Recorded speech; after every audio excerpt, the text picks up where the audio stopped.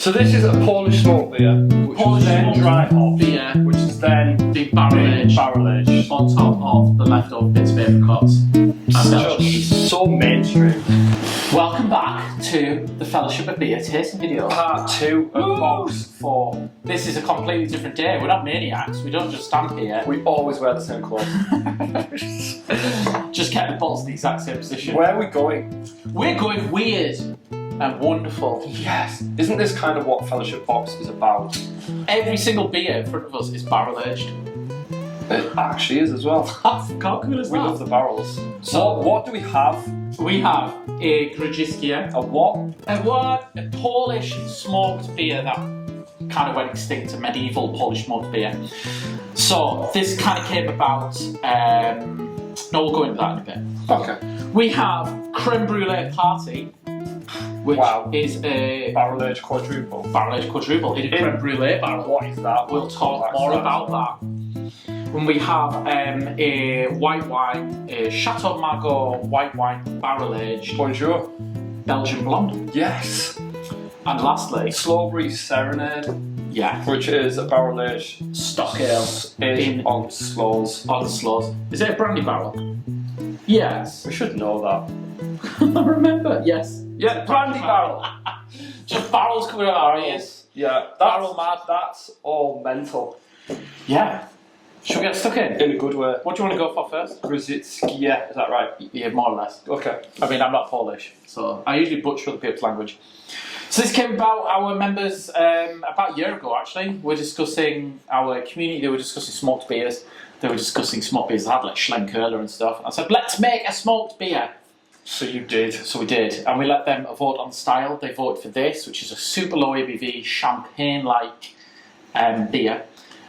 But we took it one step further, didn't we? Yeah. We allowed them to choose the wood that we would smoke our own malt for, and they opted for birch. So there's a full video on that, link below, probably, maybe. And you can have a watch of that if you want 15 minutes of your life gone watching me smoke beer in my garden. It's great. Yeah. And that was a great beer. We also took a portion and dry hopped it with Citra. Yeah. And then we took another portion of that dry hop Citra beer and we aged it in a Californian Riesling barrel. So this is like the grandson of the original beer. Yeah. Third generation. But what was in that barrel previously was an apricot triple, which we love and featured on previous videos. Link below, maybe. Yeah. And so it has a bit of that flavour coming in as well. It has bits of the barrel coming in. We hope. Let's get trying. This one probably wants a little bit longer as well by the looks of it. But we'll say as well, we're doing this at bottle launch. I did keep it somewhere warm for a little bit. Not warm enough. Not warm enough. But in your Fellowship of Beer booklet, this time we have a little bit of history on some of the beers. We have a beer and food guide, but we do have this on the back, which is a bit of a cheat sheet. If you want to lay the bottles down, they should condition a bit more over time. And it's just personally how long I'd leave it till they're ready.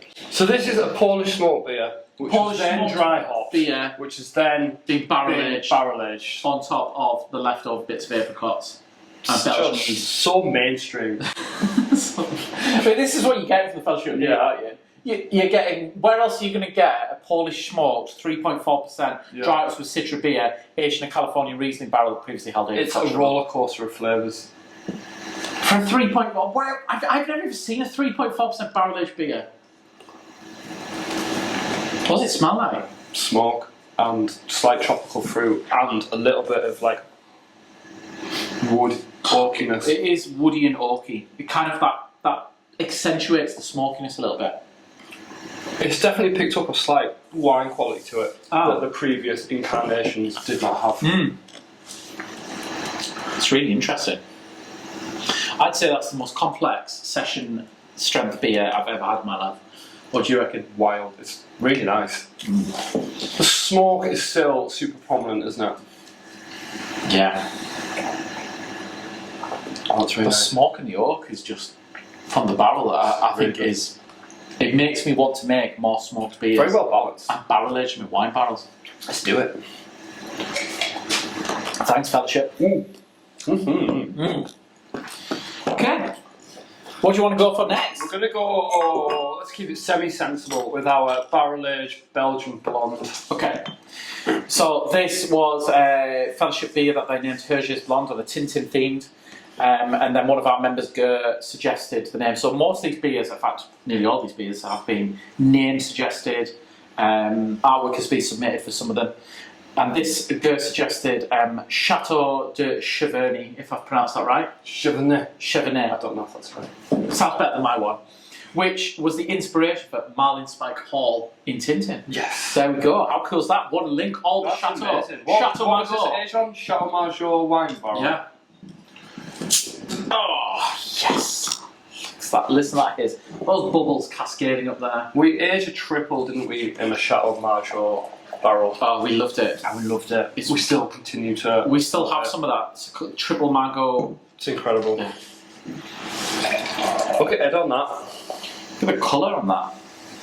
That's deep golden hue. Who is Hugh? Oh, my God.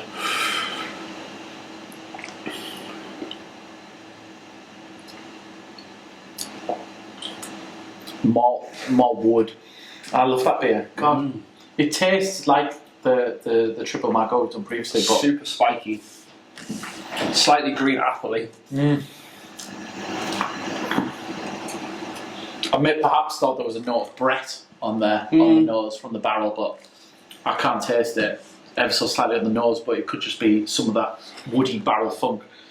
I mean, like, this is a super complex blonde beer. If blonde beers just tasted like this, no one would ever say blonde is boring, would they? No. No. That's really nice. Chateau Margaux strikes again. That's the first time I've had this. It's the first time I've had Bottle conditioned and finished. I had it straight from the barrel. I loved it. I've been waiting. Oh, yeah. Wow. Right, I'll put it down for. You're going to have that for dessert. Things get out, man. Okay. What are we going for? Some glasses, Phil? Some glasses. Sloeberry Serenade. Oh, what a nice name. What the heck is this? I think this was named by Wayne, one of our members, I believe. So this is a stock ale. What is that? So stock ales was just a term for traditional English beer that was aged away in a barrel for a long period of time. Yeah. Didn't necessarily mean it was tart and funky or sour. Yeah. It was just, but it was usually strong beer because strong beer keeps better in the barrel than weak beer. That's all it means. It just means old or aged beer. Slightly tart, woody, vinous with a warming glow at the end. Well, that sounds good. That's what we want, isn't it? And then loads of English Sloes. Did you pick these?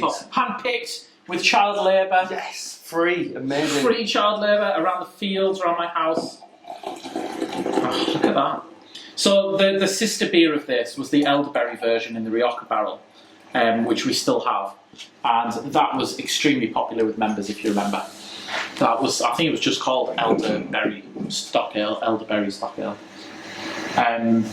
Some lovely, deep orange amber glow.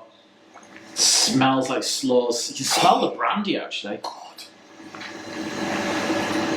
That's the elderberry one was one of the most popular beers in the first box, I believe. That's like, yeah. What it says on the bottle. Vinous. You get some like Flanders Red, nowhere near as tart as like Duchess type beers, but makes it so eminently more drinkable. It's got that tiny balsamic-y It's utterly nip to it, but it's balanced and delicious. I'm really happy with that. Members, community, I hope you enjoy this beer.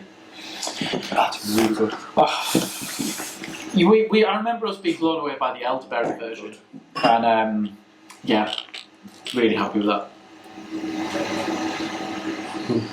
This is what we're capable of making in the fellowship, because to go out and hand harvest Sloes, That's amazing. to be able to go get these amount of fruit for a commercial beer, it's just not possible.